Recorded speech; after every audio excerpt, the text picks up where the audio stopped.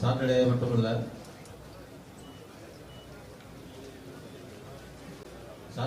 எல்லா நாட்களிலும் தமிழ் வெற்றிகள் இணைந்து பணியாற்ற வரும் வருகிறோம்.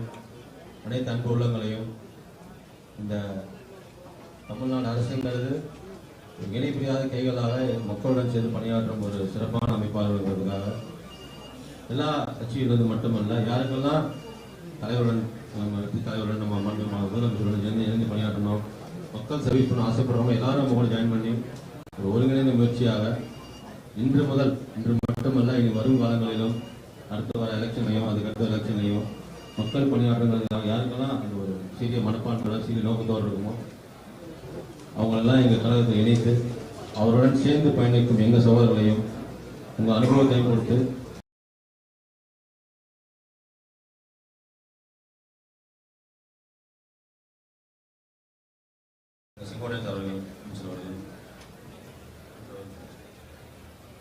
ஆலோசனை அவர்கள் இதுக்கு வந்து இங்கே கூட மற்ற அமைச்சர்கள் மற்ற மாவட்ட செயலாளர்கள் மாவட்ட உறுப்பினர்கள் எல்லாரும் ஒரு கருத்துக்களை சொல்லுவோம்.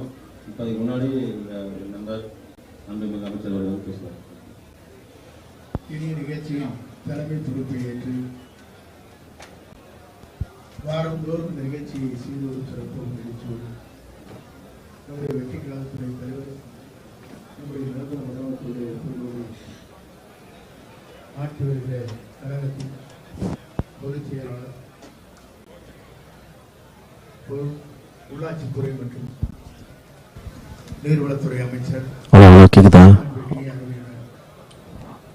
புதியானந்தன் அவர்களே, சிறந்த நிகழ்ச்சியை கலந்து கொண்டிருக்கிற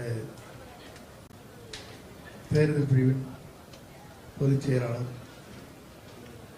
நெடுஞ்சாலை மற்றும் பொதுப்பணித்துறை அமைச்சர் அர்ஜுன் அவர்களே, கூட்டுறவு மற்றும் உணவுத்துறை அமைச்சர் கழக பொதுச் செயலாளர் வெங்கட்ராமன் அவர்களே, கருப்புசாமி அவர்களே, இந்த நல்ல நிகழ்ச்சியை கலந்து கொண்டிருக்கிற அருள் அவர்களே, அருள் பிரகாஷ் அவர்களே, சிறந்த நிகழ்ச்சியிலே கலந்து கொண்டு எல்லோரும் வருகின்றிருக்கிறீர்கள். இந்த இயக்கத்தை பொறுத்தவரையிலும் உங்களுக்காக நம்முடைய கழகத்தின் தலைவர்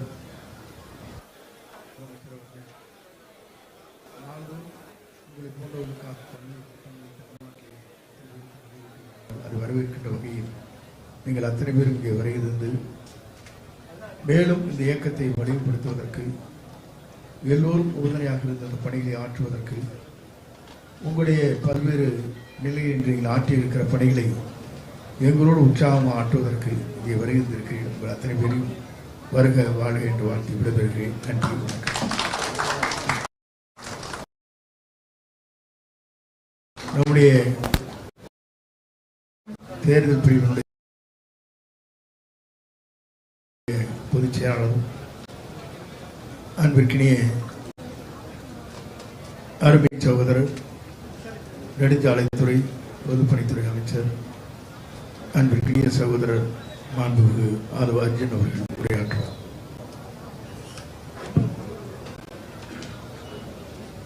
எல்லோருக்கும் வணக்கம். கழக பொதுச் செயலாளர் மாண்புமிகு அமைச்சர் அவர்களுக்கும், மாண்புமிகு அமைச்சர் அண்ணன் செங்கோட்டையன் அவர்களுக்கும், மாண்புமிகு அமைச்சர் பொருளாளர் திரு வெங்கட்ராமன் அவர்களுக்கும், சட்டமன்ற உறுப்பினர்களாக இருக்கக்கூடிய அனைவருக்கும், தமிழக வெற்றி கழகத்தின் குடும்பத்தில் இணையக்கூடிய இங்கே இருக்கக்கூடிய முன்னாள் சட்டமன்ற உறுப்பினர்கள், நாடாளுமன்ற உறுப்பினர்கள், அதிமுகவின் முன்னாள் அமைச்சர்கள், மாவட்ட செயலாளர்கள், ஒன்றியம், கிளை கழகம், அனைத்து தொண்டர்கள் எல்லோருக்கும் எங்களுடைய தமிழக வெற்றி கழகத்தின் தலைவர் சார்பாகவும் எங்கள் அண்ணன் முதலமைச்சர் சார்பாகவும் உங்களை வரவேற்று அவருடைய வழிகாட்டுதலில் நாங்கள் எல்லோரும் இந்த இணைப்பு விழாவை ஒரு பரந்த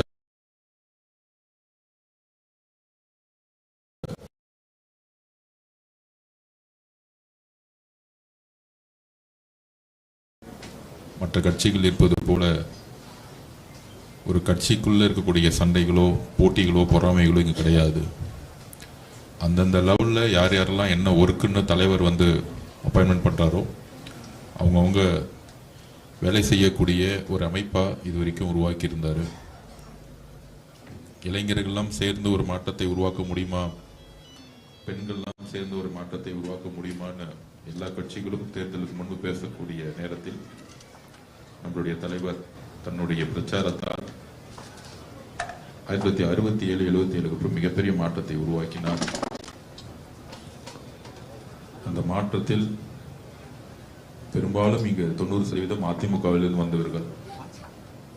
புரட்சித் தலைவி அம்மா அவர்களுக்கு பிறகு புரட்சித் தலைவர் உருவாக்கிய இயக்கம்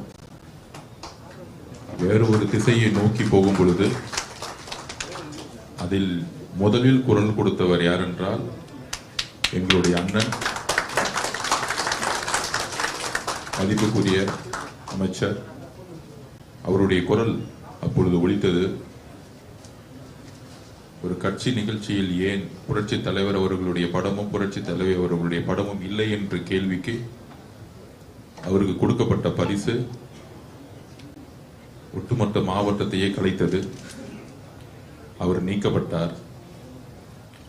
50 வருடங்களாக புரட்சி தலைவரிடமும் புரட்சி தலைவரிடமும் வேலை செய்த ஒரு அனுபவசாலியை கட்சி தூக்கி எறியுதுன்னா அது அந்த தொண்டருடைய அண்ணன் செங்கோட்டையனுடைய தவறு கிடையாது, அந்த கட்சியுடைய தலைமையுடைய தவறு.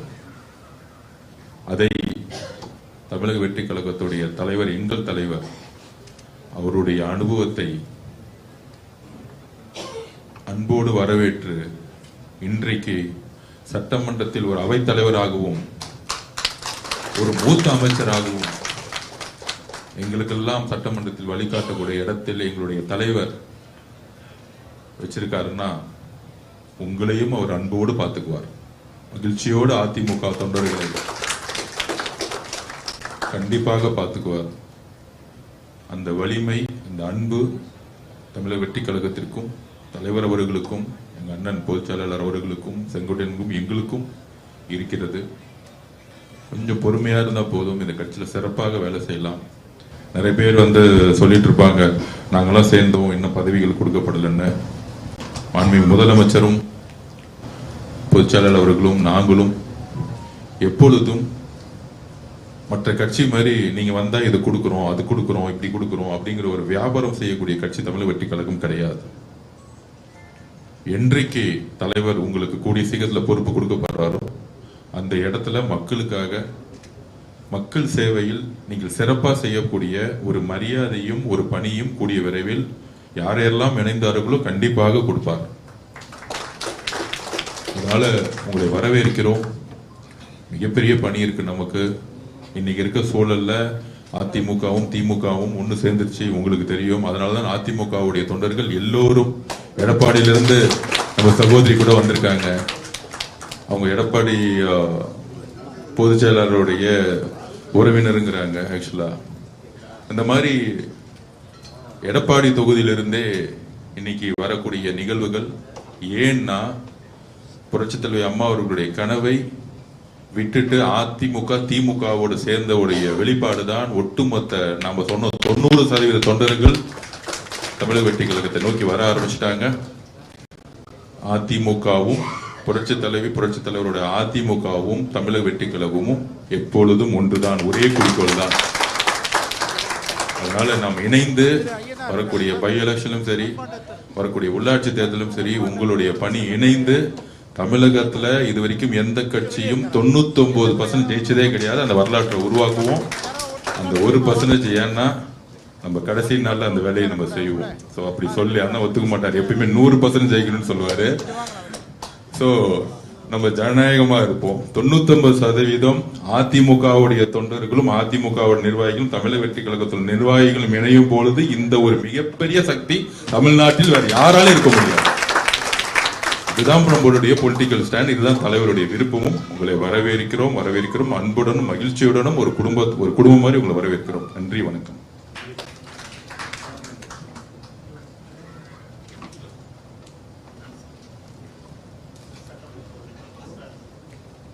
தமிழக வெற்றி கழகத்தினுடைய சட்டமன்ற உறுப்பினர் மரியாதைக்கும் போட்டதற்குரிய அருமை சகோதரர் இப்போது உரையாற்றுவார்.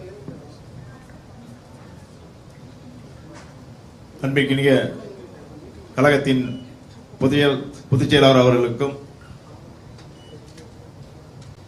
அமைச்சர் பெருமக்களுக்கும் அருமையான செங்கோட்டன் அண்ணன் அவர்களுக்கும் அண்ணன் ஆதவர்ஜன் அண்ணன் அவர்களுக்கும் சட்டமன்ற உறுப்பினர்களுக்கும் இங்கே வருகை புரிந்து கட்சியில் சேர வந்திருக்கக்கூடிய முன்னாள் அமைச்சர் பெருமக்களுக்கும் முன்னாள் பாராளுமன்ற உறுப்பினர்களுக்கும் சட்டமன்ற உறுப்பினருக்கும் முதல்வரும் என்னுடைய வணக்கத்தை தெரிவித்துக் கொண்டு, கடந்த 6 மாதத்திற்கு முன்னதாக நமது மக்கள் முன்னேற்ற கழகம் என்ற கட்சியிலிருந்து நான் விலகி தமிழக வெற்றி கழகத்திலே கம்பம் சட்டமன்ற வேட்பாளராக போட்டியிட்டு கம்பம் சட்டமன்ற உறுப்பினராக ஆகியுள்ளேன். அதன் பின்பு நடைபெற்ற நமது மக்கள் முன்னேற்ற கழகத்தின் பொதுக்குழு செயற்குழு எடுத்த முடிவின் அடிப்படையில் தமிழகம் உட்பட கேரளா, ஆந்திரா, கர்நாடகா 5 மாநில அத்தனை பொறுப்பாளர்களும் சுமார் 3000 பேர் இன்று நமது மக்கள் முன்னேற்ற கழகத்தில் இருந்து முழுவதுமாக தமிழக வெற்றி கழகத்தில் இணைத்துக் கொள்ள வருகை புரிந்திருக்கிறார்கள். அவர்களை வருக வருக என்று வரவேற்று ஏனைய பொறுப்பாளர்கள் ஆங்காங்கே இருக்கக்கூடிய மாவட்டந்தோறும் இருக்கக்கூடிய தமிழக வெற்றி கழகத்தின் மாவட்ட செயலாளர் முன்னிலையிலே நமது மக்கள் முன்னேற்ற கழகத்தை இணைத்துக் கொள்வார்கள் என்ற நற்செய்தியை கூறி வருகை புரிந்திருக்கக்கூடிய நமது மக்கள் முன்னேற்ற கழகத்தின் அத்தனை பொறுப்பாளர்களையும் வருக வருக வருக என்று வரவேற்கின்றேன்.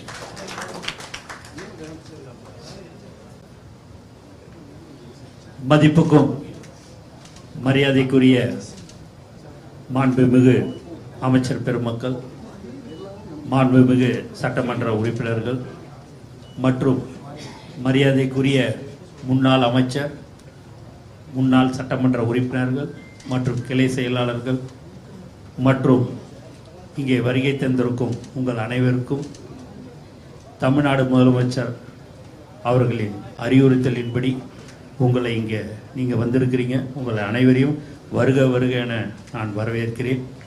மேலும் தமிழக வெற்றி கழகத்தில் நீங்கள் இணைந்திருக்கிறீர்கள்.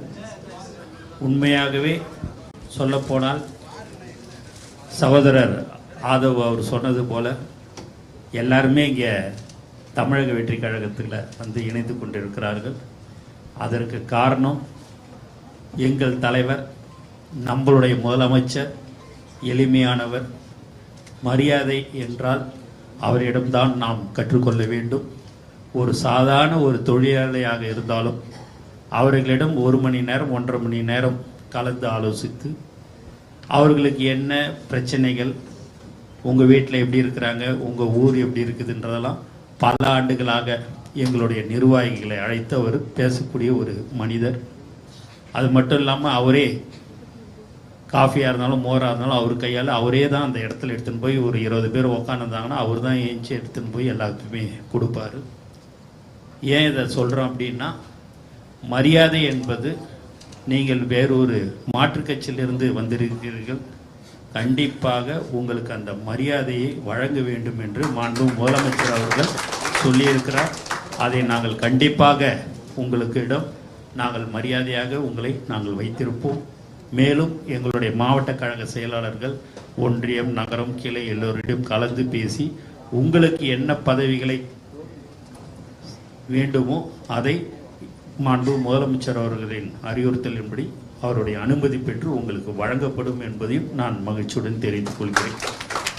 ஏன்னா எங்களுக்கு சரியாக இருக்குது நேரமே. எங்களுக்கு காலையிலே எழுந்தோம் அப்படின்னா எல்லாரையும் தினந்தோறும் எல்லாருமே வந்து சந்திக்கிறாங்க. அவங்களுக்கு எல்லாருக்கும் பேசி அவங்களுக்கு என்ன தேவைகள் என்றதெல்லாம் நாங்கள் கேட்டு இது பண்ணுறதுக்குள்ளார இல்லை அப்படின்னா கொஞ்சம் எங்களுக்கு ஃப்ரீயாக இருந்ததுன்னா எல்லாருக்கும் வந்து யார் யாரெல்லாம் கட்சியில் வந்து சேர்ந்தாங்களோ எல்லாம் கலந்து பேசி அதுக்கு உண்டான பதவியை நாங்கள் கொடுத்துருவோம். அது கொஞ்சம் ஒரு 10 நாள் 15 நாள் பொறுத்துங்க. எல்லாமே உங்களுக்கு உண்டான பதவிகள் கண்டிப்பாக தரப்படும் என்பதை மீண்டும் ஒரு முறை நான் தெரிவித்துக் கொள்கிறேன். உங்களுடைய இங்கே நீங்கள் பார்த்தீங்கன்னா செங்கோட்டை அண்ணன் இருக்கிறாரு, ஆதவ் சார் இருக்கிறாரு, எங்கள் வெங்கட்ராமன் சார் சகோதரர் இருக்கிறாரு, எல்லாருமே இருக்கிறோம். நாங்கள் எல்லாருமே பார்த்தீங்க அப்படின்னா எந்த ஒரு விஷயமா இருந்தாலும் தலைவர் எங்களுக்கு அறிவுறுத்துறது வந்து பார்த்தீங்கன்னா எல்லாரும் கலந்து பேசி எல்லாமே முடிவெடுங்கன்னு சொல்லுவார். அதுபடி தான் நாங்கள் எல்லோருமே கலந்து பேசி தான் இதை மாதிரி நீங்கள் வரீங்க அப்படின்றத நாங்கள் எல்லாருமே சரி நீங்கள் வந்து கட்சியில் வந்து சேருங்க, உங்களுக்கு என்ன பதவியோ நாங்கள் அதை கலந்து பேசி மாவட்ட நிர்வாகிகிட்ட கலந்து பேசி தருகிறோம் என்பதை நாங்கள் சொல்லிக்கிறோம். சில பேர் சொல்லுவாங்க எங்களுக்கு எந்த பதவியும் வேணாம், நான் கட்சியில் தமிழக வெற்றி கழகம் முதலமைச்சருடைய கட்சியில் வந்து சேர்ந்தாலே எனக்கு அது ஒரு பெருமை, எனக்கு அதுவே போதும், எனக்கு எந்த பதவியும் வேணாம், நான் மாற்றுக் கட்சியில் இருந்திருந்தாலும் நான் ஒரு முன்னாள் சட்டமன்ற உறுப்பினராக இருந்தாலும் எனக்கு எந்த பதவியும் வேணாம், நான் கட்சியில் சேர்ந்து உங்களோட பணியாற்ற வேண்டும் என்று பல்வேறு முன்னாள் சட்டமன்ற உறுப்பினர்கள் சொல்லியிருக்கிறார்கள். சொல்லியிருந்தாலும் அவர்களுக்கு அந்த பதவிகள் நாங்கள் கண்டிப்பாக கொடுப்போம் என்பதை இந்த நேரத்தில் தெரிவித்துக் கொள்கிறேன். ஆகவே நீங்கள் எல்லோரும் ஒற்றுமையாக இருந்து, சகோதரர் அவர் வந்து 99% சொன்னார், நான் எப்பயுமே 100% சொல்றது ஏன் என்று சொன்னால், எல்லாருமே வீட்டுக்கு ஒருத்தவங்கன்னு இல்லை, வீட்டுக்கு இப்போ 5 பேர் தமிழக வெற்றி கழகத்து முதலமைச்சருடைய சின்னமான விசில் சின்னம் தான் எல்லா இடத்துலையுமே வந்து இருந்து கொண்டு இருக்கிறது. அதனால் நம்மளுடைய இலக்கு 100% நம்மளுடைய பஞ்சாயத்து தேர்தலில் நாம் எல்லோரும் வெற்றி பெற வேண்டும். அதற்கு எல்லோரும் ஒற்றுமையாக இருந்து செயல்பட வேண்டும் என்று கேட்டுக்கொண்டு மீண்டும் ஒரு முறை உங்களை வருக வருக என்று வரவேற்று விடைபெறுகிறேன். நன்றி, வணக்கம்.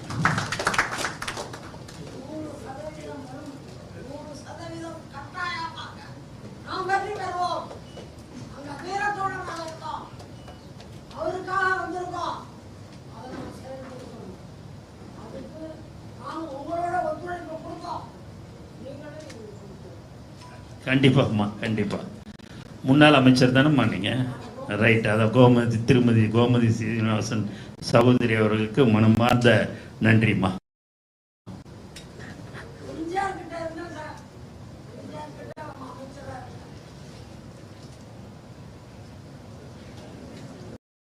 முதலாவதாக பேர் சொன்ன உடனே அவங்க மட்டும் பொதுச் செயலாளர்கிட்ட வந்து பொக்கை கொடுத்து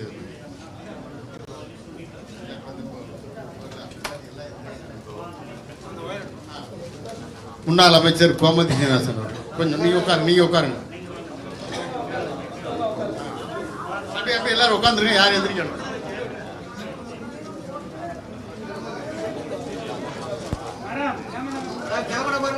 முன்னாள் அமைச்சர் கோமதி சீனிவாசன் அவர்கள் உட்காந்துருங்க.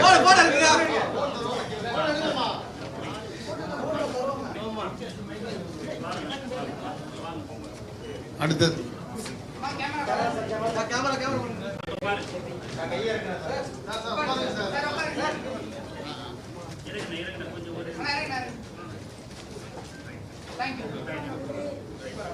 முன்னாள் சட்டமன்ற உறுப்பினர் அண்ணன் சிவசாமி அண்ணன் அவர்கள்,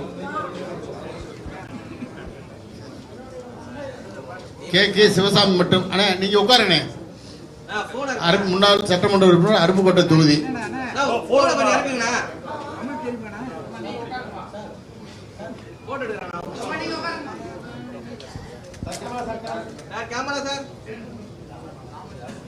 MCM சுப்பிரமணியன் திருவையாறு,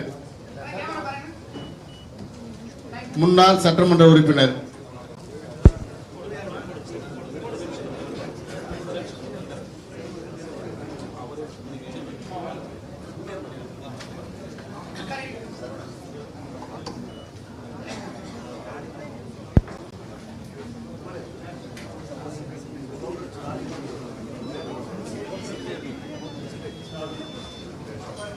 சாந்தி ஏ ராமு குன்னூர் தொகுதி, முன்னாள் சட்டமன்ற உறுப்பினர்.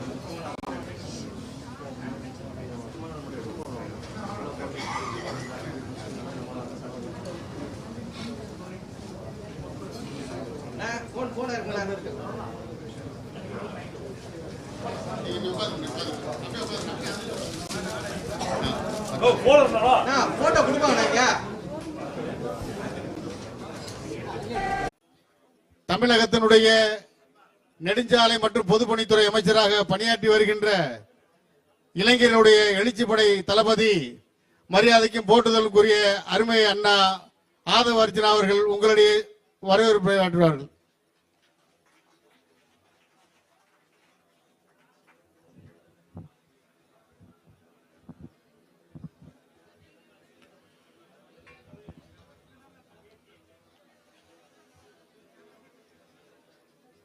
தெய்வத்தால் ஆகாது என்னும் முயற்சிதன் மெய்வருத்த கூலி தரும். எல்லோருக்கும் வணக்கம். கொஞ்சம் அமைதியா இருக்கலாமா? கொஞ்சம் அமைதியா இருக்கலாமா? இந்த சார் சார் கொஞ்சம் லெஃப்ட் சைட்ல யார் இருக்கா? கொஞ்சம் அமைதியா இருங்க. எல்லாரும் கொஞ்சம் அமைதியா இருப்போம். Okay, thank you.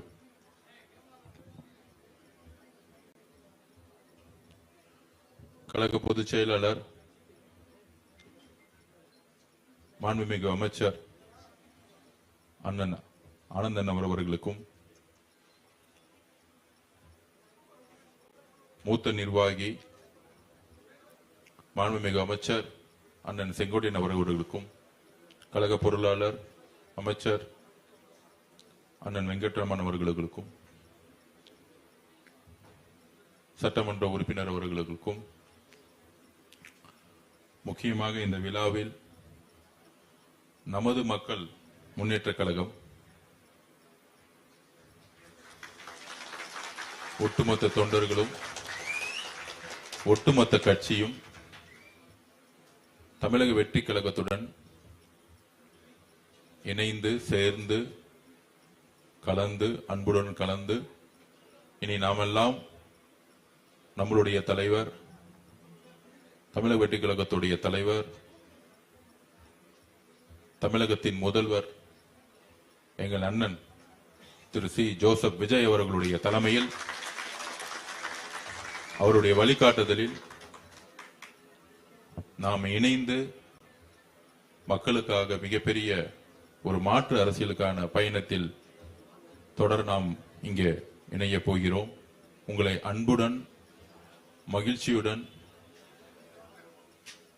ஒரு குடும்பத்தில் ஒரு இணைப்பு விழா எப்படி இருக்குமோ அதே மாதிரி உங்களை எல்லாம் வரவேற்க நாங்கள் எல்லோரும்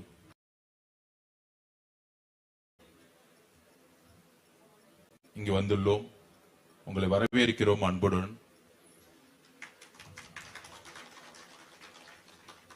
அண்ணன் சட்டமன்ற உறுப்பினர் கம்பம் இந்த கட்சியுடைய நிறுவனராக இருந்து பல்வேறு மக்கள் நலத்திட்டங்களை செயல்படுத்தி தமிழக வெற்றி கழகத்தில் இணைந்தவுடன் சட்டமன்ற உறுப்பினராகவும் ஆகி கடைசியில் ஒரு நதி கடல்ல தான் வரும். அந்த மாதிரி எல்லா நதிகளும் இப்பொழுது கடலை நோக்கி, எங்கள் தலைவரை நோக்கி, தமிழக வெற்றி கழகத்தை நோக்கி வந்துட்டு இருக்காங்க. இந்த இணைப்பு விழா எதற்கானது? ஒவ்வொரு கட்சியிலிருந்தும், மாற்று கட்சியிலிருந்து இருக்கக்கூடிய, அதாவது அதிமுக ஆகட்டும், இப்பொழுது நமது மக்கள் முன்னேற்ற கழகமாகட்டும், ஒவ்வொருத்தரும் தமிழக வெற்றி கழகத்தை நோக்கி எதற்காக வருகிறார்கள்?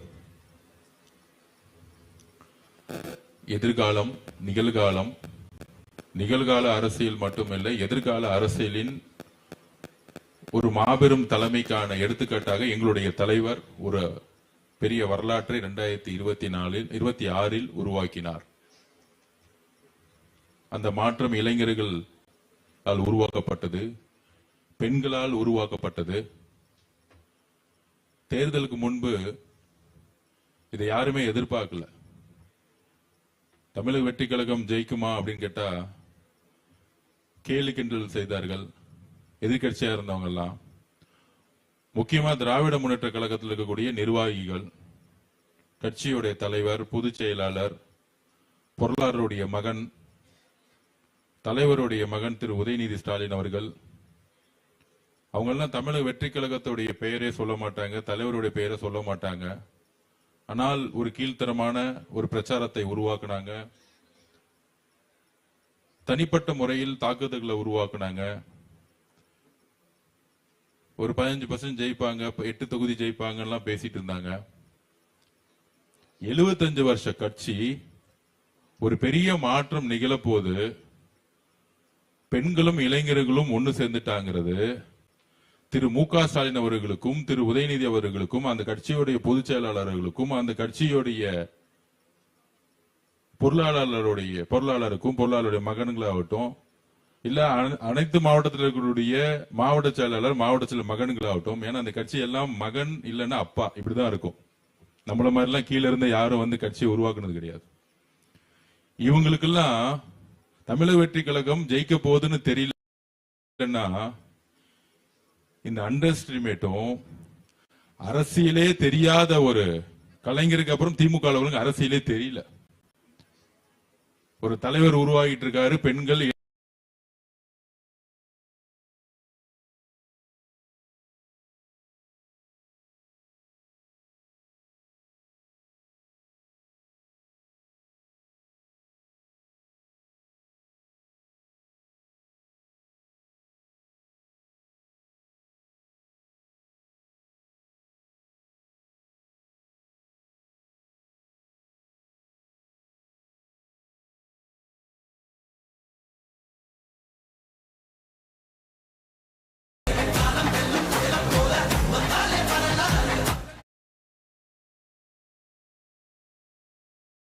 ஓவர்லோட்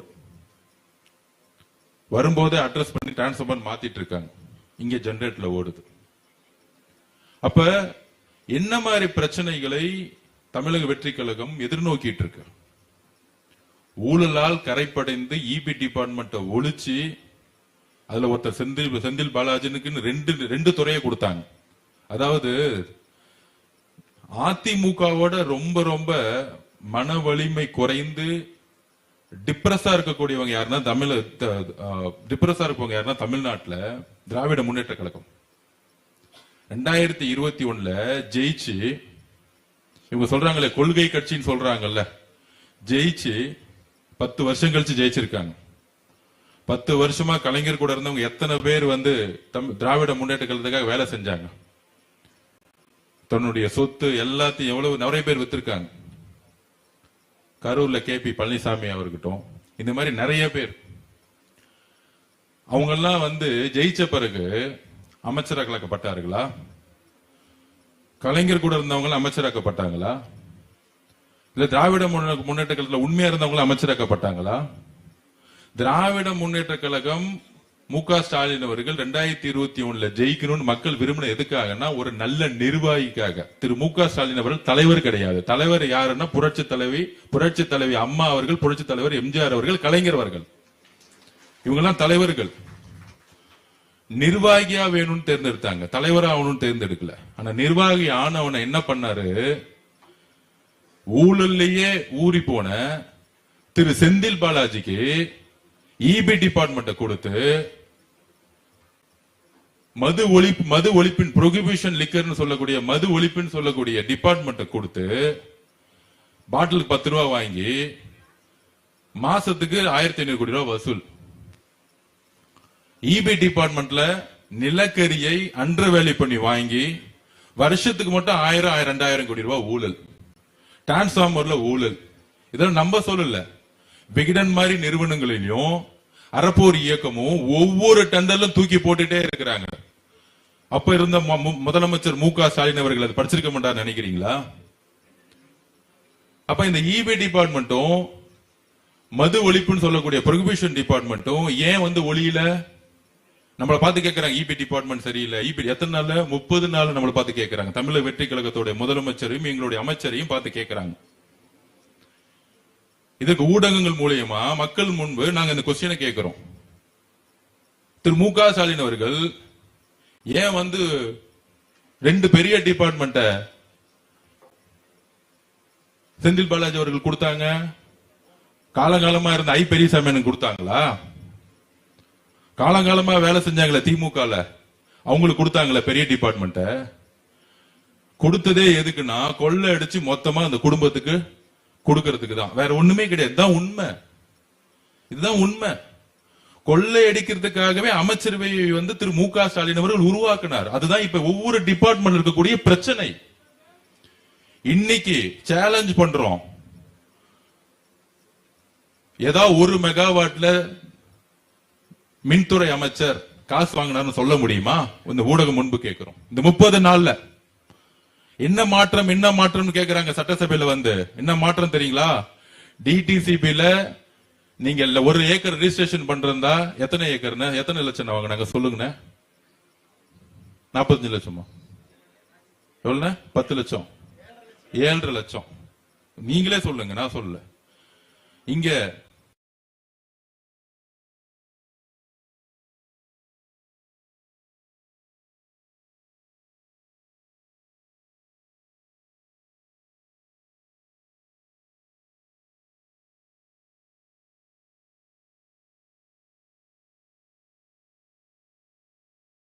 பார்க்கணும். எங்க எதுக்கு? ரேஷன் கடையில தோரம் பருப்பை கொள்முதல் பண்ணி மக்களுக்கு கொடுக்கணும்னா யாரை பார்க்கணும்? மு.க. ஸ்டாலினோட மருமகனை பார்க்கணும், அந்த துறை அமைச்சரை பார்க்கணும். ஏன்னா டெண்டருக்கு முன்னாடி தோரம் பருப்பு கொள்முதல்ல ஊழல் நடக்கும். இப்ப ஒரு உணவுத்துறை அமைச்சர் இங்க உட்கார்ந்து இருக்காரு. ஒரு டெண்டர்ல காசை வாங்கியிருப்பாரா? ஃபுல் ஆன்லைன்ல பண்ணிட்டாரு. ஒரு கொள்முதல் ஒரு டெண்டர் முடிஞ்சிருச்சு. வியாபாரிகள் எல்லாம் சந்தோஷமா இருக்காங்க. அவர் சொன்ன ஒரே வார்த்தை, எங்களுடைய தலைவருடைய வழியில்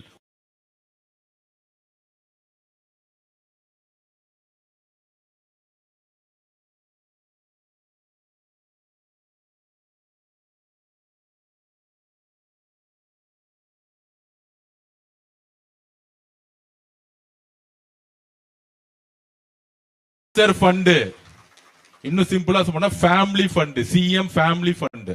இதெல்லாம் வார்த்தை எங்க கண்டுபிடிச்சாங்கன்னே தெரியல. அதுக்கப்புறம் மினிஸ்டர் ஃபண்ட், மினிஸ்டருடைய குடும்பம் fund, PA fund, MLA fund, கட்சி ஃபண்ட்.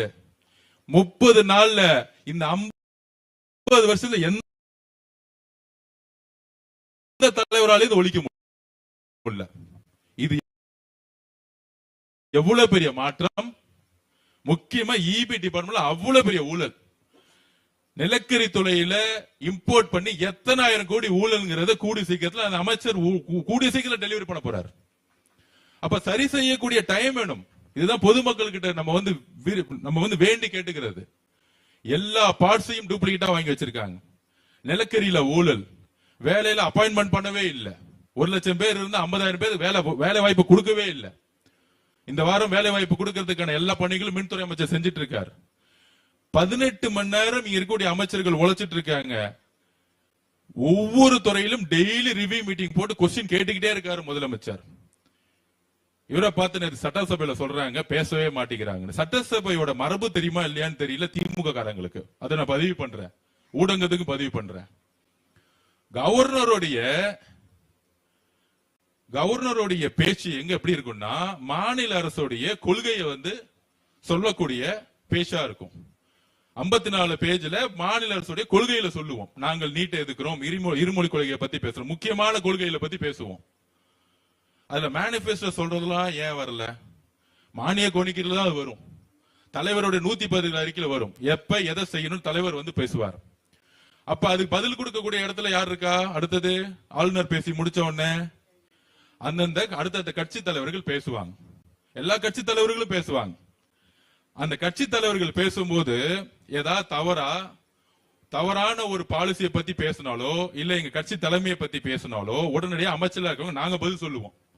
நாங்க பேச வேண்டிய அவசியமே கிடையாது. டெக்னிக்கலி அந்தந்த கட்சி தலைவர்கள் கவர்னருடைய உரைக்கு பதில் சொல்லுவாங்க.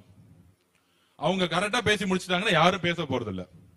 அப்ப கவர்னர் உரைக்கு பதில் கொடுக்கும் பொழுது திமுக காரங்க எங்களுடைய தலைவரையும் எங்களுடைய கொள்கையும் கேள்வி கேட்கிற மாதிரி போனா எந்திரிச்சு நாங்க பதில் சொல்றோம். எது உண்மைன்னு நாங்க பதில் சொல்றோம். அது அவை குறிப்புல இடம்பெறுது. இது பேசி முடிச்சோடனே யாரு பேச போறா? எதிர்கட்சி தலைவர் பேசுவார். எதிர்கட்சி தலைவர் பேசின உடனே முடிவாக முதலமைச்சர் அதுக்கு பதில் கொடுப்பார். இதுதான நடைமுறை. ஆனா வெளியே ஊடகத்துல போய் சட்டமன்ற உறுப்பினர்கள் என்ன பேசுறாங்க? இன்னும் ஒரு 100 வாடகை வாய்கள் டிவில உட்கார்ந்துட்டு இருப்பாங்களே, இன்னும் திமுக ஆட்சியில் இருக்குன்னு நினைச்சிட்டு இருக்காங்க. சட்டசபையில முதலமைச்சர் பேச மாட்டேங்கிறாரு. எனக்கு புரியல. மேகதாது அணைக்கு எதிராக தீர்மானம் கொண்டு வந்து முதலில் பேசியது எங்களுடைய தலைவர் பேசினாரு. அதுக்கப்புறம் எதிர்கட்சி தலைவரா இருக்கும் பொழுது ஒரு பாயிண்ட சேர்க்க சொன்னாரு. அதையும் உடனடியாக சட்டசபையில எந்திரிச்சு சேர்த்துட்டேன்னு சொன்னார். எதிர்கட்சி தலைவர்களுடைய கோரிக்கை கூட உடனே நிறைவேற்றினார் எங்க தலைவர். அப்ப இவங்க எல்லாம் பேசி முடிச்ச உடனே ஃபைனல் டேல பேச போறார். இத புரியாம நேத்து அவர் வாயே திறக்க மாட்டேங்கிறாரு சட்டசபையில அப்படின்னு ஒரு வெளியே போய் விமர்சனம். அவங்களுக்கு எல்லா சட்டங்களும் தெரியும், ஏதாவது ஒரு பொய்யான பிரச்சாரத்தை பறக்கணும்ல, பரப்பிட்டே இருக்கணும். அதுக்குதான் நம்ம சொன்னோம், அவருக்கு எப்ப பிரச்சாரம் பண்ணணும், எப்ப பேசணும், எப்ப உண்மையை சொல்லணும் எல்லாம் அவருக்கு தெரியும். மக்கள் அவரோட நேரடியா தொடர்புல இருக்காங்க, மக்கள்கிட்ட எப்படி பேசணும்னு அவருக்கு தெரியும். அதுக்குதான் நான் சிம்பிளா சொன்னேன், பெரம்பூர்ல நாமினேஷன் முடிச்சிட்டு தலைவர் அவர்கள் ஃபர்ஸ்ட் பிரச்சாரம் பண்ண இடம் எதுன்னா கொளத்தூர். கொளத்தூர்ல போலீஸ விலக்கிட்டாங்க.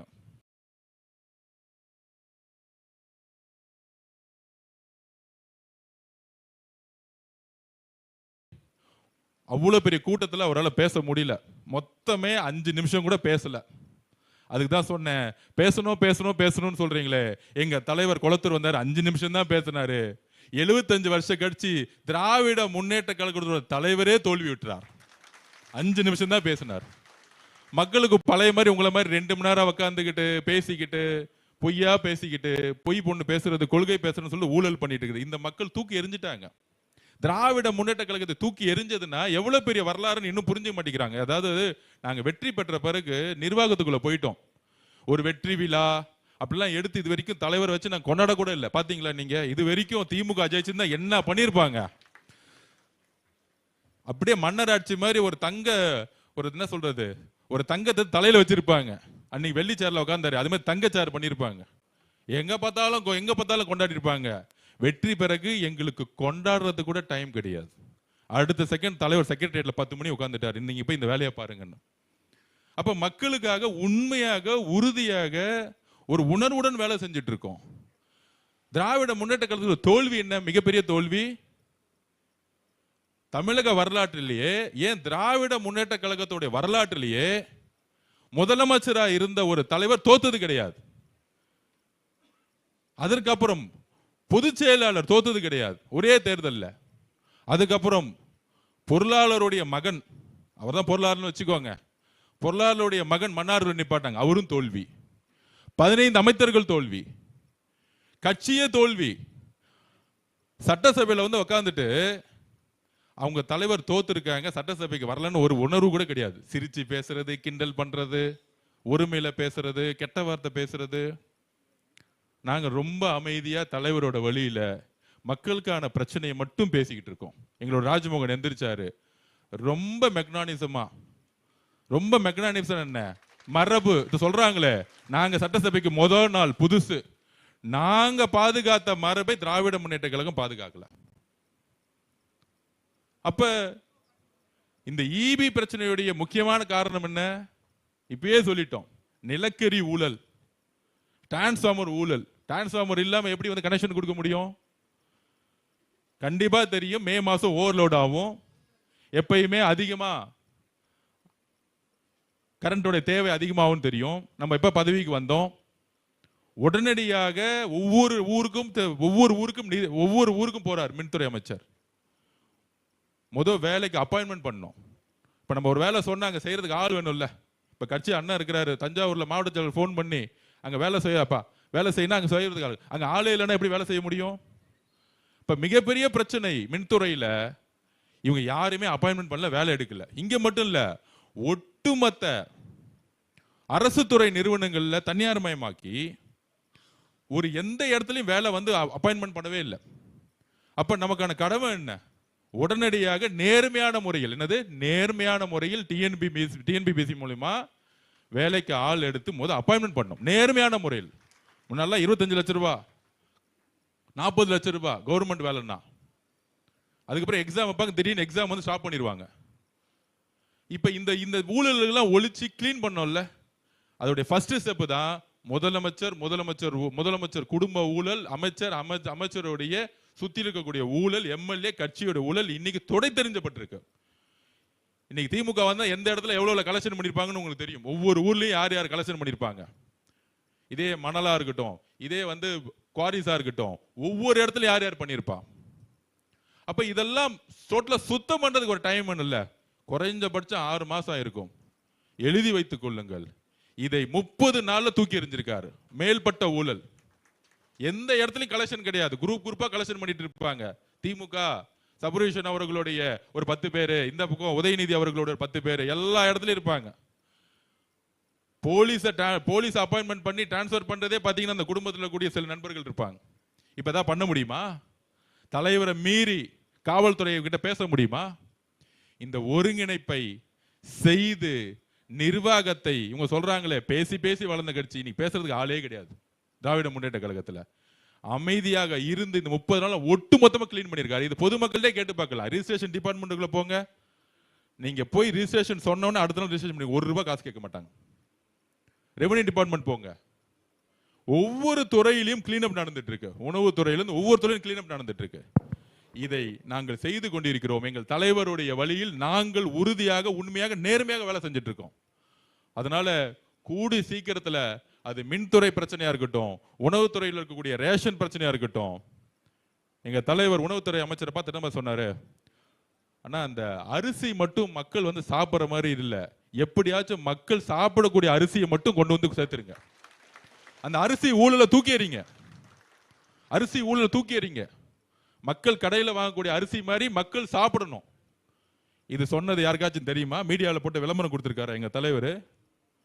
இதெல்லாம் நடக்கும், உங்க கண்ணு முன்னாடி நடக்கும். எத்தனை வருஷ பிரச்சனை இந்த அரிசி பிரச்சனை? ரேஷன்ல இலவசம்னு சொல்றாங்களா திமுக காலத்துல? நம்ம வீட்டுல யாராச்சும் ரேஷன்ல இருந்து அரிசி வாங்கி சாப்பிட்டு இருக்கோமா? அது வாங்கி இட்லிக்கு போடுவாங்க, இல்ல வாங்கி வந்து மாட்டு கொடுப்பாங்க.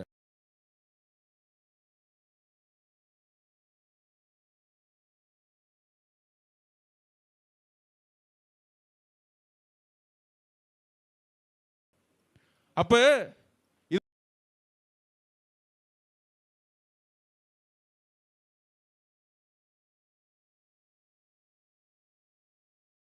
பருப்பு இம்போர்ட் பண்ணுவாங்க, ஆனா உண்மையான துவரம் பருப்பா இருக்காது.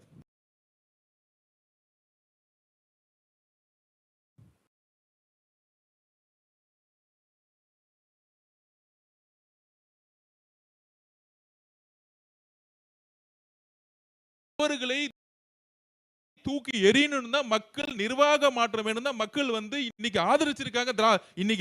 திராவிட முன்னேற்ற தூக்கி போட்டது எதுக்குன்னா, நிர்வாக மாற்றம் வேணும். எங்களுக்கு நல்ல அரிசி கிடைக்கணும், நல்ல கரண்ட் வேணும், நல்ல வீடு வேணும், என் குழந்தை நல்ல ஸ்கூல்ல படிக்கணும். கவர்மெண்ட் ஸ்கூல்ல படிக்க முடியுமா? கொஞ்சம் காசு இருந்தா பிரைவேட் தான் போறாங்க. ஏன்? அதே இங்க இருக்கக்கூடிய பள்ளி கல்வித்துறை அமைச்சர் சரி செஞ்சுட்டு இருக்காரு. பிரைவேட் ஸ்கூல் மாதிரி என்னுடைய ஸ்கூலை ஆக்கணும்னு சொல்லியிருக்காரு. ஒரு ஸ்கூலுக்கு முன்னாடி லைசன்ஸ் ரெனியூவல் பண்றவங்களுக்கு 25 லட்சம் ரூபாய் வாங்கியிருக்காங்க. எதுக்கா இருந்தாலும் காசு ஓப்பனா டிக்ளேர் பண்ணார் ராஜ்மோகன் அவர்கள். எல்லா ஸ்கூலோட ஓனரை கூப்பிட்டு, நீங்க ரெனியூவல் பண்றதுக்கு 1 ரூபாய் காசு தேவையில்லை, 1 ரூபாய் காசு தேவையில்லை. அதுக்கு பதிலா என்ன சொன்னாரு, ஏழை குழந்தைங்கிட்ட ஃபீஸை கொஞ்சம் கம்மி பண்ணுங்க, எங்க தலைவர் சொல்லியிருக்காருன்னு சொன்னார். இதுதான் நேர்மை. இந்த ஆட்சியோட நேர்மை எங்க இருக்கு? அமைச்சர் வந்து காசு வாங்கி, திரு மகேஷ் மொய்யாமொழி காசு வாங்கலையா? சொல்லுங்க, தைரியம் இருந்தா வந்து பேட்டி கொடுக்க சொல்லுங்க. ஒவ்வொரு ஸ்கூல்லையும் 25 லட்சம் ரூபாய் வாங்கினாரா இல்லையா? எல்லா ஊருக்கே தெரியாது. அதாவது ஒரு தவற தெரிஞ்சு சிஸ்டத்தோட செய்யறாங்க பாத்தீங்களா? இந்த வீட்டுல திருடுற கூட மன்னிச்சிடலாம், பசிக்காக திருடுவோம். ஆனா நாட்டோட ஒட்டுமொத்தமா கொள்ளடிக்கிறதுக்கு மட்டுமே அமைச்சரை உருவாக்கி அது ஒரு தலைவரா இருந்தனால தான் மக்கள் தூக்கி எறிஞ்சிருக்காங்க. கொளத்தூருடைய தோல்வி எதுக்கு தெரியுமா? ஒரு தனிப்பட்ட மனிதரோட தோல்வி கிடையாது, ஒட்டுமொத்த நிர்வாகத்தோடைய ஊழலுக்கு எதிரான ஒரு மிகப்பெரிய மக்கள் ஒரு புரட்சியை உருவாக்குனாங்க கொளத்தூர் மக்கள். அதை பாராட்டணும். ஆனா அந்த கொளத்தூர் மக்கள் திட்டிட்டு இருக்காங்க, துரோகியா, கொளத்தூர் மக்கள் துரோகியா. மக்களை பார்த்து துரோகின்னு சொன்ன ஒரு கட்சி என்னைக்காச்சும் திருப்பி ஆளுங்கட்சி ஆகுமா? என்னைக்காச்சும் ஆளுங்கட்சி ஆகுமா? தன்னுடைய தோல்வியை ஆராய்ச்சி செய்து எதற்காக தோத்தோன்னு சிந்திக்கிறவன் தலைவன். அப்படிதான் அண்ணா திமுக உருவாக்குனார். அண்ணா தோல்வி இல்லையா? 49 கட்சியை உருவாக்கி 62 தோல்வி அடையலையா? அதுக்கு என்ன விளக்கம் கொடுத்தாரு? திமுக காரங்க அந்த விளக்கத்தை படிச்சிருக்க மாட்டாங்க. 62 தோல்விக்கு அப்புறம் அண்ணா பேசிய வார்த்தை, நாங்கள் மக்கள் சபையும் மக்களது தீர்ப்பையும் வரவேற்கிறோம், நாங்கள் இன்னும் பணி செய்யணும், மக்களிடம் நம்பிக்கை உருவாக்கணும், நாங்கள் நம்பிக்கை இன்னும் உருவாக்கவில்லை என்பதை சொன்னது அறிஞர் அண்ணா அவர்கள். அன்னைக்கு உருவானக்கூடிய தலைமை அறிஞர் அண்ணா உருவாக்கிய இயக்கம் இன்றைக்கு காழ்ப்புணர்ச்சியோட ஒரு தலைவரை கேவலமா பேசுறதும் பர்சனல் அட்டாக் பண்றதும் அப்படி ஒரு கட்சியை மாத்திருக்காரு பாத்தீங்களா? இதுதான் திமுகவுடைய மிகப்பெரிய தோல்வி. எழுதி வச்சுக்கோங்க. தமிழக வெற்றி கழகம் எதிர்கொள்ளக்கூடிய எல்லா தேர்தல்களையும் 60% ஜெயிக்கும். 60%. ஒட்டுமொத்த அதிமுக நிர்வாகிகள் வந்துட்டாங்க. தமிழக வெற்றி கழகத்துடைய நிர்வாகிகளே 35% ஜெயிக்க வச்சாங்க. தலைவர் சொன்ன ஒரே வார்த்தையில 75 தொகுதியில் 2வது இடத்துக்கு வந்திருக்கோம். 128 108 தொகுதியை ஜெயிச்சதை பத்தி நாங்க யோசிக்கல. 126 தொகுதியில் நம்ம ஏன் தோத்தோம் அப்படின்னு ஆராய்ச்சி பண்ண ஆரம்பிச்சிட்டோம். எங்க தலைவரை வந்து 140 150 தொகுதி ஜெயிக்க வச்சிருக்கணுமே நான் ஆராய்ச்சி பண்ண ஆரம்பிச்சோம். அந்த வெற்றியை பத்தியே நாங்க பேசல. ஆனா 59 தொகுதி ஜெயிச்சுட்டு சட்டசபையில கிண்டல்கள், கேலிகள், முதல்வர் தனிநபர் தாக்குதல்கள் பண்றது, அண்டர் எஸ்டிமேட் பண்றது. அண்ணா கூறிய கருத்துக்களில் நாங்கள் உறுதியாக இருக்கிறோம். அண்ணா என்ன சொன்னார்? எதிர்கட்சியா பார்க்க கூடாது. மாற்றான் வீட்டு தோட்ட மல்லிகையும் மணக்கும். அது சொன்னதுக்கான காரணம் என்ன? எதிர்கட்சியா இருந்தாலும் நம்ம வந்து மதிக்கணும், அவருடைய கருத்துக்களை உள்வாங்கணும். அதுமாதிரி திராவிட முன்னேற்ற கழகத்துடைய கருத்துக்கள், திட்டங்கள், மக்கள் பயணக்கூடிய கொள்கைகள் சொல்லும் பொழுது எந்திரிச்சு ஆமா இது நாங்களும் ஒரே கருத்துல நாங்க சொல்றோம். ஆனால் தலைவரை பற்றியோ எங்களுடைய கொள்கையை பற்றியோ தவறுதலாக சொல்லும் பொழுது ஆதவர்ஜனா தேவையில்லை. எங்க கட்சியில ஒரு தொண்டன் ரோட்ல இருந்து குரல் கொடுப்போம் எங்க தலைவரை டச் பண்ணீங்கன்னா. இந்த தனிப்பட்ட நபர் அரசியலை தாக்குற அரசியலும் நிப்பாட்டுங்க. சமூக ஊடகத்திலையும் மேடைகளிலும் சட்டசபையிலையும் முதல்வரையும் ரொம்ப தனிப்பட்ட தரம் தாழ்ந்த நக்கலா கேலி கிண்டலா பேசக்கூடிய அரசியலை தூக்கி எறிந்து மக்களுக்கான பணிகளை செய்வோம். அதுல உறுதியா உண்மையா இருப்போம். தவறு நடந்துருச்சு, அது சரி செஞ்சுட்டு இருக்கோம். நாங்க எழுதி வச்சுக்கோங்க. இன்னும் 3 மாசத்துல மின்துறை எப்படி எங்களோட தலைவர் கட்டமைக்க போறாருன்னு பாருங்க. எழுதி வச்சுக்கோங்க. உங்களால 30 வருஷம் செய்ய முடியாதத எங்க தலைவர் செய்வார். அதனால தோழர்களே, நீங்கள் வந்த பாதையும் சரி, எங்களோடு சேர்ந்து போறக்கூடிய பாதையும் சரி, மிகப்பெரிய மாற்று அரசியலுக்கான மக்களுக்கான அரசியலுக்கான பயணமாக இருக்கும். நம்மளுடைய பயணம் மக்களுக்காக தொடர்வோம். நன்றி, வணக்கம்.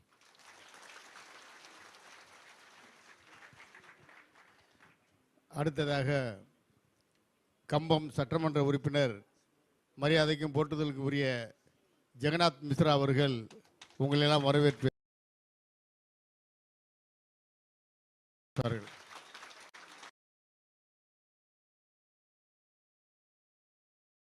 வெற்றி கழகத்துடன்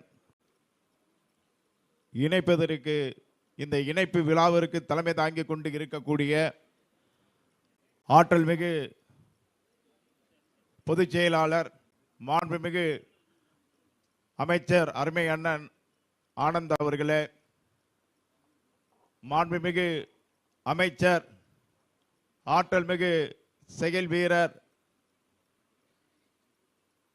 ஒலிம்பிக்கில் இந்தியாவை மிளிரச் செய்யக்கூடிய நம்முடைய அமைச்சர் அருமை அண்ணன் ஆதவ் அர்ஜுனா அண்ணன் அவர்களே, அருமை அண்ணன் நம்முடைய அமைச்சர் செங்கோட்டையன் அண்ணன் அவர்களே, கல்வித்துறையிலே சாதனை படைத்து வருகின்ற அமைச்சர் அண்ணன் ராஜ்மோகன் அண்ணன் அவர்களே, அமைச்சர் வெங்கடரமணன் அவர்களே, சட்டமன்ற உறுப்பினர் நிகழ்ச்சியை தொகுத்து வழங்கி கொண்டு இருக்கக்கூடிய அருமை அண்ணன் கருப்பியா அண்ணன் அவர்களே, ஏனைய சட்டமன்ற உறுப்பினர் அவர்களே, இன்று இந்த இணைப்பு விழாவிலே கலந்து கொண்டு இந்த நம்முடைய தமிழக வெற்றி கழகத்தின் என்ற மாபெரும் சமுத்திரத்தில் நதியாக கலந்திருக்கக்கூடிய நமது மக்கள் முன்னேற்ற கழகத்தின் மாநில தலைவர் அருமை அண்ணன் பார்மா கணேசன் அவர்களே, மாநில பொதுச் செயலாளர் அருமை அண்ணன் சுந்தர வடிவேல் அவர்களே, மாநில பொருளாளர்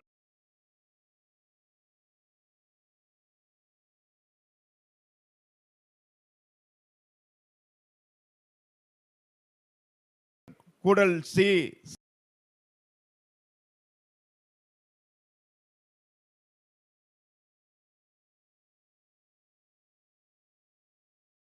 எஸ் மோகனண்ணன் அவர்களை, நம்முடைய மாநில துணைத் தலைவர் அருமை அண்ணன் பெரியசாமி அண்ணன் அவர்களே, அருமை சகோதரர் ரகுபதி கோவிந்தமணி அவர்களே, கர்நாடக மாநில பொறுப்பாளர் ஆற்றல் மிகு செயல் வீரர் அருமை அண்ணன் சவுந்தர் அண்ணன் அவர்களே, கேரளா மாநில பொறுப்பாளர் அருமை அண்ணன் மணி அண்ணன் அவர்களே, ஆந்திர மாநில பொறுப்பாளர் வரதராஜுல் அவர்களே, பாண்டிச்சேரி மாநில பொறுப்பாளர் தட்சாமூர்த்தி அவர்களே, தெலுங்கானா மாநில பொறுப்பாளர் நாராயண ரெட்டி அவர்களே, உங்கள் அத்தனை பேர்களுக்கும் வருகை புரிந்த நம்முடைய மாநில மாவட்ட நகர ஒன்றிய பொறுப்பாளர் அத்தனை பேர்களுக்கும் இளைஞரணியை சார்ந்த அத்தனை பொறுப்பாளருக்கும் என்னுடைய நெஞ்சார்ந்த நன்றிகளையும் வாழ்த்துக்களையும் தெரிவித்துக் கொண்டு, கடந்த 6 மாதத்திற்கு முன்னதாக நமது மக்கள் முன்னேற்ற கழகம் தமிழக வெற்றி கழகத்துடன்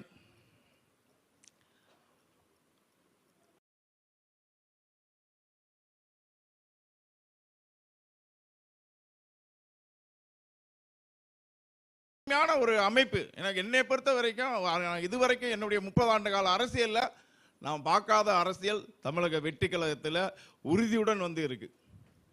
அதே மாதிரி பார்த்தீங்க அப்படின்னா தமிழக வெற்றி கழகத்தின் வேட்பாளராக அறிவித்த உடனே விமர்சனம் பண்ணாங்க. ஜெகநாத் மிஸ்ரா ஜாதி பார்க்கிறார்.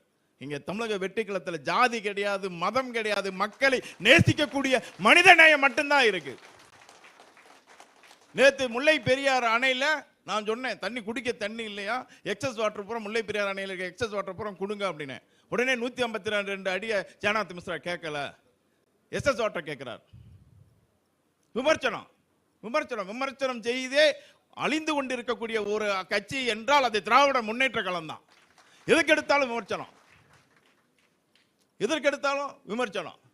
இன்னைக்கு வலுவுடன் நம்பிக்கையுடன் இன்னைக்கு நம்மளுடைய அமைச்சர் பேசின மாதிரி இந்த ரேஷன் அரிசி உண்மையிலே நம்ம வாங்கி சாப்பிடக்கூடிய அரிசியாக அந்த ரேஷன் அரிசி நிச்சயமாக இருக்கும் என்பதை கூறிக்கொண்டு, அதே மாதிரி வைகை அன்னை நம்மளுடைய நீர்வளத்துறை அமைச்சர் அவர் கர்ம வீரர் காமராஜ் அவர்கள் கட்டி முடித்த பிறகு யாரும் எந்த அரசாங்கம் எந்த வேலையும் செய்யல.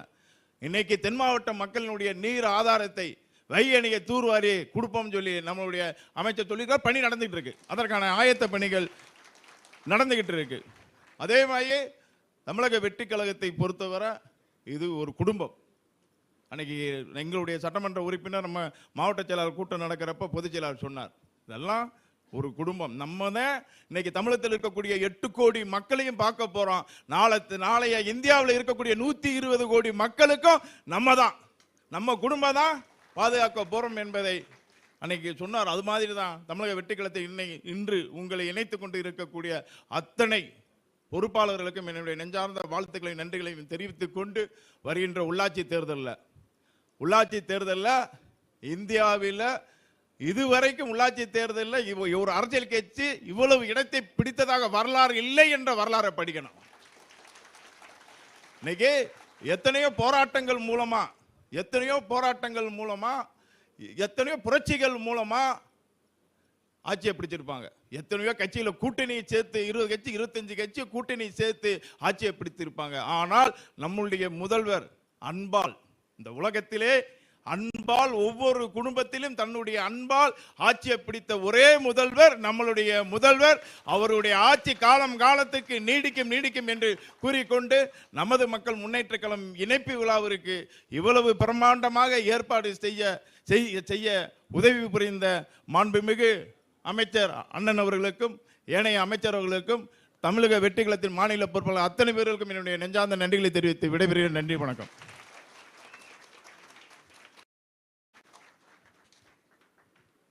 தமிழக வெற்றி கழகத்தின் போர்ப்படை தளபதி தமிழக முதலமைச்சர் மாண்புமிகு ஜோசப் விஜய் அவர்களுடைய அன்பையும் ஆதரவையும் பெற்று இன்றைக்கு சட்டமன்றத்தில் ஏனைய கட்சிகளெல்லாம் அங்கே கடுமையான சொற்களை பதிவைத்த போது நமது பள்ளிக்கல்வித்துறையுடைய அமைச்சர் அவர் கொடுத்த அந்த பதிலடி என்றைக்கும் காலத்தால் மறிய முடியாத ஒரு வரலாறு என்பதை இதனால் நிறைவு கூர்ந்து பள்ளிக்கல்வித்துறையுடைய அமைச்சர் மாண்புமிகு அண்ணன் அவர்கள் உங்களுடைய வரவேற்று பேசுவார்கள். நான் அவருக்கு அண்ணனா? நேரத்தின் அருமை கருதி 3 நிமிடத்தில் என் முத்தான பேச்சை சத்தாக உங்கள் முன்னாடி வைக்க ஆசைப்படுகிறேன். மேடையை அலங்கரித்துக் கொண்டிருக்கக்கூடிய அனைத்து அமைச்சர் பெருமக்களுக்கும் அன்பு வணக்கம். சட்டமன்ற உறுப்பினர்கள், பொறுப்பாளர்களுக்கு பாச வணக்கம். அரசியல் பேச விரும்பல. ஏன்னா சனிக்கிழமை தோறும் ஒரு பொலிட்டிக்கல் கிளாஸ் எடுக்கக்கூடிய பொலிட்டிக்கல் மாஸ்டராகவே அன்பு சகோதரர் ஆதவ அர்ஜுன் அவர்கள் பேசிவிட்டார். அற்புதமான பேச்சு. இதெல்லாம் இந்த வீடியோவெல்லாம் நீங்கள் ஆவணமாக எடுத்து நீங்கள் கூர்ந்து பார்க்கணும். தற்கால அரசியல். நான் என்னை குறித்து சில வார்த்தைகள் உங்களோடு பகிர்ந்து பாசத்திற்குரிய எனது அன்பு சகோதரர் ஜெகநாத் மிஸ்ரா அவர்களை பார்க்கிற பொழுது நெஞ்சமெல்லாம் நிறைந்திருக்கிறது. நல்லவர்களை நாடி நல்லவர்களை தேடி நல்லவங்க தான் வருவாங்க. எங்க அண்ணன் சீனியர் மோஸ்ட் டைரக்டர் இயக்குனர் சங்கத்தில் அவர் தான் ஒன்று தலைவராக இருப்பார், செயலாளராக இருப்பார், வேற யாரையுமே விளையாட மாட்டார். ஆர்பி உதயகுமார் அண்ணன் வந்திருக்கிறாங்க. நிறைய அங்கே பாருங்க, எத்தனை பெண்கள், எத்தனை தாய்மார்கள். வணக்கம். அப்படி லட்சுமி கடாட்சமா உட்காந்துருக்கீங்கம்மா எல்லாரும், சந்தோஷமா. பத்திரிகையாளர் தம்பி விவேக் ஆனநாதன் வந்திருக்கிறாரு. இதெல்லாம் உங்களுக்கு அதிர்ச்சியா இருக்கும். திராவிட பள்ளியிலே படித்து கலைஞர் தொலைக்காட்சியிலே வேலை பார்த்த தம்பி. ஆனா 16 வருஷம் முன்னாடியே என்கிட்ட வந்து, தம்பி ஒரு வணக்கம் சொல்லுங்க, வாங்க வாங்க, நல்ல கைத்தட்டல் தாங்க. 16 வருஷத்துக்கு முன்னாடி நான் வந்து தமிழ் பேச்சு எங்கள் மூச்சு, நான் அந்த விஜய் டிவியில் போனது அண்ணனுக்கு தெரியும். அப்போ இவரும் ஒரு போட்டியாளர். சும்மா சாப்பிடும் போது நான் வம்பிழுப்பேன். அவர் வந்து ஒரு முழு அணில் எங்க எல்லாருக்கும் தெரியும். சும்மா அவனுக்கு என்னப்பா எப்போ பார்த்தாலும் நீ வந்து செல்போன் ஸ்கிரீன்ஷாட்லலாம் வந்து தளபதி விஜய் போட்டோவே வச்சிருக்கிற, நீ பெரியார் பேசுற, அம்பேத்கர் பேசுற, இந்த மாதிரி விஜய் சார் போட்டோ வச்சிருக்கிறியே தான் சும்மா வம்பிழுக்கிறது, போட்டு பார்க்கறது. பையன் பேசுவான், அவனுக்குள்ள இருக்கக்கூடிய அணிலை நான் அப்பதான் பார்ப்பேன். எந்த விஷயங்களை எல்லாம் தந்தை பெரியாரும் அண்ணல் அம்பேத்கரும் சாத்தியமாக்க வேண்டும்னு கனவு கண்டாரோ, அரசியலுக்கு வர்றதுக்கு முன்னாடியே மக்கள் பணி மூலமா, விஎம்ஐ மூலமா செய்து கொண்டிருக்கக்கூடிய மாமனிதர் நான் விஜய்னு சொன்ன ஒரு தம்பி இன்னைக்கு நம்ம கிட்ட வந்திருக்கிறார். இஸ்லாமிய தோழர்கள் வந்திருக்கிறீங்க.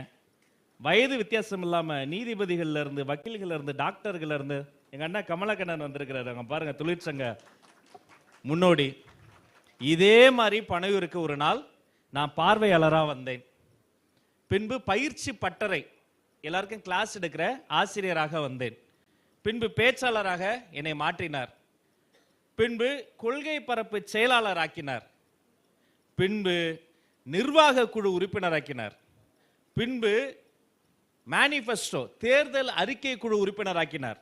சாதாரண குடும்பத்தில் பிறந்து சின்ன சின்ன மேடையில் மைக்கு பிடிச்சி பேசுறது எனக்கு பிடிக்கும். பேசிக்கிட்டு இருந்தேன். என்ன கொள்கை பரப்பு செயலாளராக்கி, நிர்வாக குழு உறுப்பினராக்கி, தேர்தல் அறிக்கை குழு உறுப்பினராக்கி, தமிழ்நாடு முழுக்க 38 மாவட்டங்களுக்கு பேச போய் துணை பொதுச் செயலாளர் ஆக்கி, எழும்பூரினுடைய சட்டமன்ற உறுப்பினராகவும் ஆக்கி,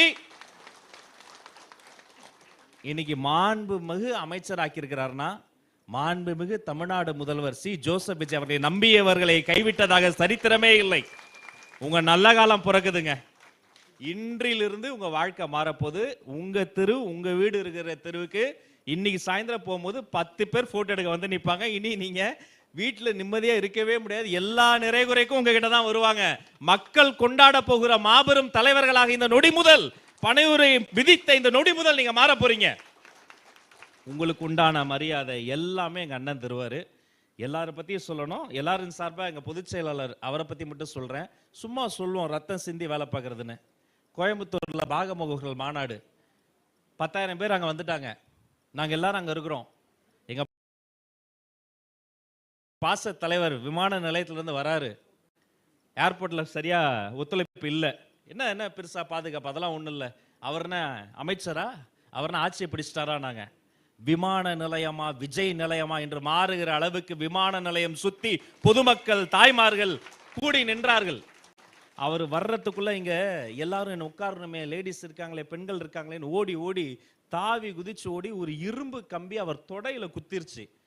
எப்பவுமே மனுஷன் வந்து ஒயிட் அண்ட் ஒயிட்ல தான் இருப்பாப்ல. அந்த வெள்ளை பேண்ட்ல ரத்தம் கொட்டுது. எங்களுக்கு என்ன பண்றதுன்னு தெரியல. ஆம்புலன்ஸ்லாம் வச்சிருந்தோம், ஆம்புலன்ஸ்லாம் கொண்டு வரோம். சடார்னு ஒரு கர்ச்சிப்பு துணி எடுத்து கட்டிட்டு, அதுக்கு மேலேயும் வருது இன்னொரு கர்ச்சிப்பு கட்டிட்டு, கத்துறாரு, திட்டுறாரு, ஓடுறாரு. அடுத்த 8 மணி நேரம் நிகழ்ச்சி நடத்தி தலைவரை பத்திரமா திருப்பி விமான நிலையம் அனுப்பி வந்த லேடிஸ் எல்லாம் சாப்பிட சொல்லி பத்திரமா வீட்டுக்கு போயிட்டு வாங்கன்னு 10 பேர்கிட்ட மனு அனுப்பி இரவு 10 மணிக்கு மேலே தான் நாங்கள்